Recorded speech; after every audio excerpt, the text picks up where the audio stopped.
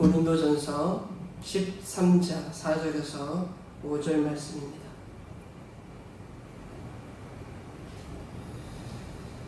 우리 다 같이 한 목소리로 우리 함께 읽도록 하겠습니다.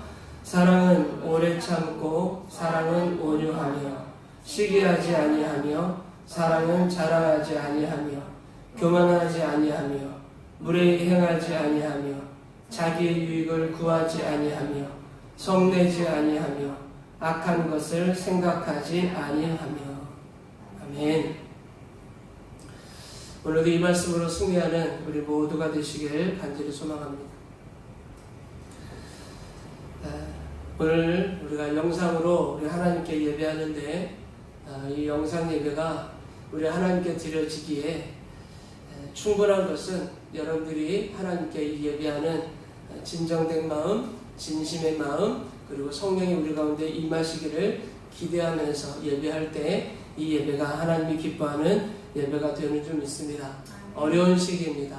힘든 시기입니다. 그러나 우리가 어려운 시기들을 예배를 통하여서 회복하고 우리 마음들을 성령의 은혜 안에서 다 잡아가는 그런 귀한 시간 되시길 간절히 소망합니다. 우리 민족의 아름다운 전통 중에 까치밥이라는 것이 있습니다. 감나무에 감들이 노을처럼 빨갛게 익으면 사람들은 겨울에 먹으려고 감을 땁니다. 하지만 나무 꼭대기에 달린 몇 개는 추위와 배고픔을 겪을 까치들이 먹으라고 남겨두는 것입니다. 또한 우리 조상들은 봄에 벌레들이 알을 까고 나오는 시기에는 집신을 반 정도만 조여서 느슨하게 만들었다고 합니다. 왜냐하면 혹여라도 벌레를 밟아도 벌레가 죽지 않게 하기 위함이라고 하더군요. 어쩌면 이건 참 아름다운 모습입니다. 아름다운 배려입니다. 다 거두어들인 인생이 성공한 인생이 아닙니다. 싹쓸이하는 인생이 1등이 아닙니다.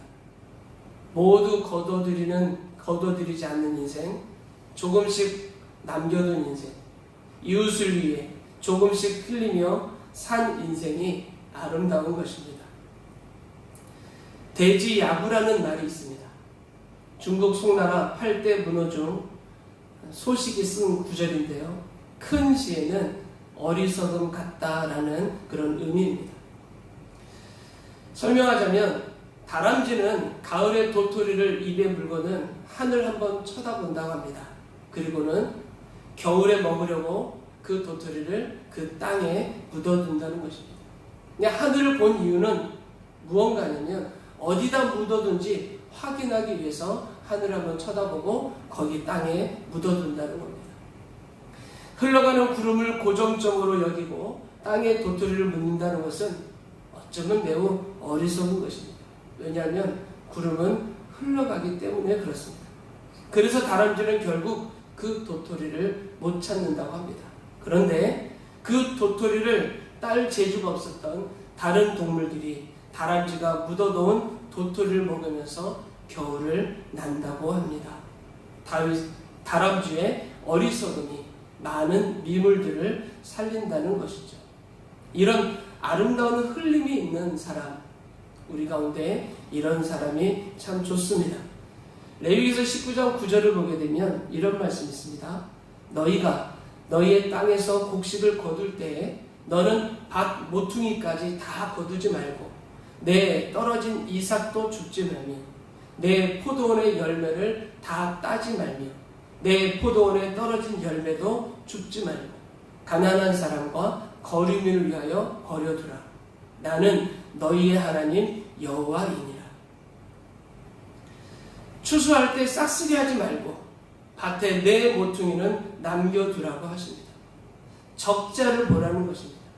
또한 곡식 단이나 포도 열매를 나르다가 떨어뜨렸을 때 줍지 말라고 하십니다.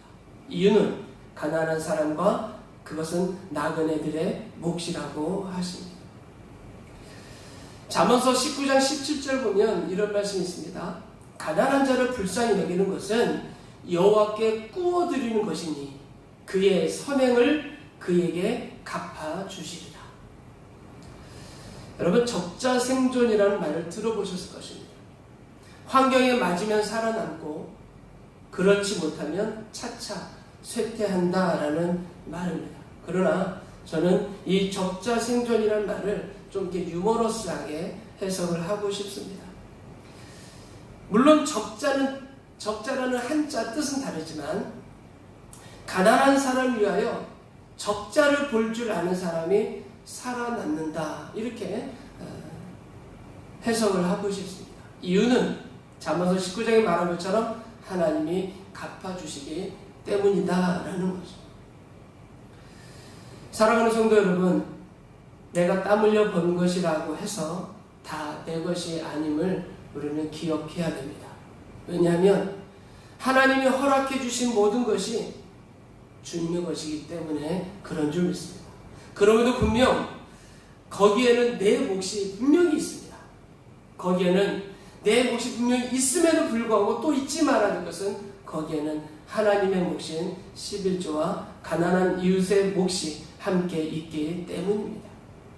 하나님은 이 진리를 구체적으로 신명기 14장에 이렇게 말씀하고 계십니다. 매 3년 끝에 그해 소산의 10분의 1을 다 내어 내 성읍에 저축하여 너희 중에 분깃이나 기업이 없는 레위인과 내 성중에 거류하는 객과 및 고아와 과부들이 와서 먹고 배부르게 하라. 그리하면 내 하나님 여호와께서 내 손으로 하는 범사에 내게 복을 주시리라. 할렐루야. 3년마다 드리는 또 다른 11조는 매년 드리는 정기 11조와는 달리 가난한 이웃을 위해 구제 성격의 11조로 드릴 것을 말씀하고 있는 것이죠. 우리는 성경에 룻기서를 봐서 잘 압니다. 룻기서에서 룻과 보아스의 로맨스는 흘림의 미덕이 있는 밭에서 이루어진 사랑입니다. 모압에서 이미 남편을 잃고 이제 시어머니 나오미를 따라서 이스라엘 민족 가운데 살게 된 룻, 이제는 그 룻이 홀로 시어머니를 모시는 집안의 가장이 된 것입니다. 그녀는 밭에 나가 곡식을 베고 있을 때 이삭을 줍고자 하였고, 나오미는 친족 중 보아스의 밭을 그에게 추천을 합니다. 이에 룻이 보아스 밭에서 이삭을 줍고 있을 때 보아스는 선행을 베풀고 그의 하인에게 일부러 곡식 다발에서 조금씩 뽑아버려서 그녀가 더 주워갈 수 있도록 배려하는 모습을 우리는 보게 됩니다. 결국 보아스는 룻을 아내로 맞이하고 다윗의 조상이 되는 은혜를 누리게 되는 것이죠. 흘림의 미덕입니다. 여러분, 내가 흘려야 이웃이 같이 먹는 것입니다. 내가 배부르면 누군가는 배고프다는 것을 우리는 알아야 됩니다. 배고픈 이를 먼저 생각하는 그 미덕, 어쩌면 흘림의 미덕, 오늘날 지금 힘들고 어려운 이 시기 가운데 우리에게 꼭 필요한 그 마음이라 여겨집니다. 우리는 더불어 함께 삶을 살아갑니다. 더불어 함께 삶을 살아가기 때문에 이 흘림의 미덕이 매우 중요한데요. 오늘 본문 말씀을 토대로 우리가 함께 은혜 말씀 받길 원하는 것은, 더불어 살려는 사람은 절대 자랑하지 않고 사랑을 한다라는 것입니다. 자랑과 사랑의 차이가 있습니다. 자랑은 남에게 없는 것이 내게 있다고 뻐기는 것입니다. 그러나 사랑은 이웃에게 필요한 것이 내게 있음을 기뻐하는 것이 사랑입니다. 우리 행복한 교회 성도들, 모든 성도들이 자랑하지 말고 사랑하며 살기를 간절히 소망합니다. 오늘 본문 말씀 고린도서 13장 4절 보게 되면, 사랑은 오래 참고 사랑은 온유하며 시기하지 아니하며 사랑은 자랑하지 아니하며 교만하지 아니하며 무례히 행하지 아니하며 자기 유익을 구하지 아니하며 성내지 아니하며 악한 것을 생각하지 아니하며. 여기서 자랑하다라고 번역된 헬라어 단어는 페르메뉴 오마이라는 뜻인데요. 이것이 바로 뻐긴다라는 의미를 가지고 있습니다. 한마디로 자랑은 사람에게 인정을 받기 위해 자신에게 있는 능력을 뻐기고 사실 그 이상으로 추켜 세우는 행위가 바로 자랑이라는 것이죠. 자기를 사랑하게 되면 사람들은 하나님을 바라보지 않고 사랑하는 그 사람을 바라보게 됩니다. 그리하여 자기 사랑이 성공하면 기껏해야 자기의 팬이 생겨나게 되는 것입니다. 그러나 더 많은 경우 자랑하는 사람을 미워하거나 시기하는 것도 반드시 나타난다는 것입니다. 또는 경쟁의식까지도 느끼기도 하는 거죠. 어떤 사람은 자신에게 그런 자랑거리가 없음을 한탄하며 낙심하기도 합니다.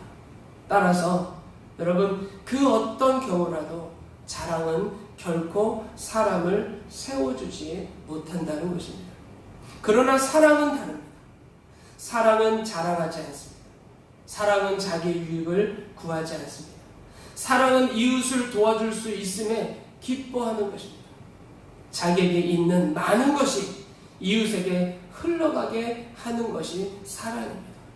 그리하여 사랑은 사람을 세워주고요, 이웃에게 흘려주게 되는 것이죠.